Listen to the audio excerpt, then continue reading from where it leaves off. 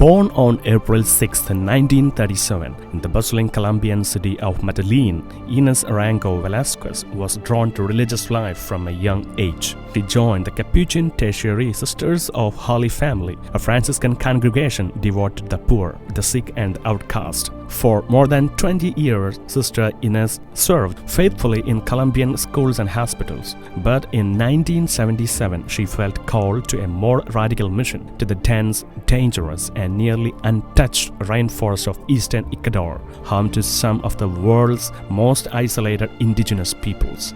She arrived in the apostolic vicariate of Aguarico, deep in the Ecuadorian Amazon, a region rich in life but scarred by poverty, disease, and the slow encroachment of oil interests.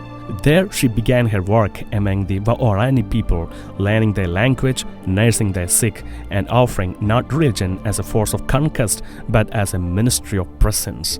But nearby, the Takayri, an untouched and fiercely independent tribe.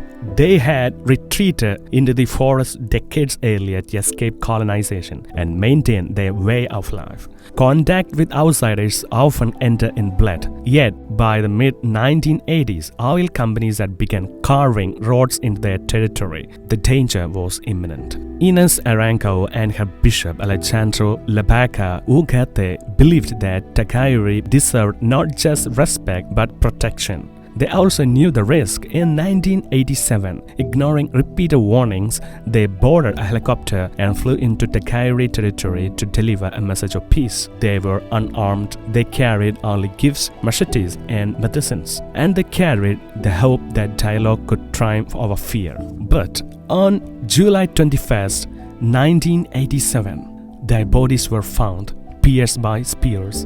They had been killed by the very people they came to protect. The world mourned, the church wept, but the forest, they said, stood still.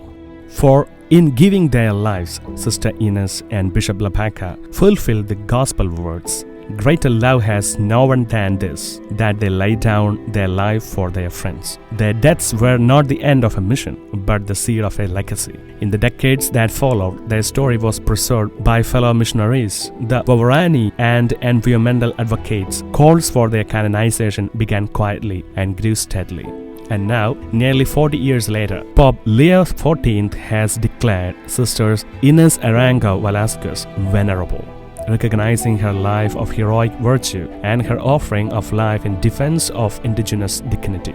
This declaration is the first step toward sainthood, a recognition not only of martyrdom but of moral courage, cultural respect, and ecological justice. In Laeticio, in Quito, in Medellín, and across the Amazon basin, the faithful gather in prayer, not for her death but for what her life continues to teach us. That love is fearless, that the forgotten must be remembered, and that true holiness may still dwell, barefoot and quiet, deep in the heart of the forest.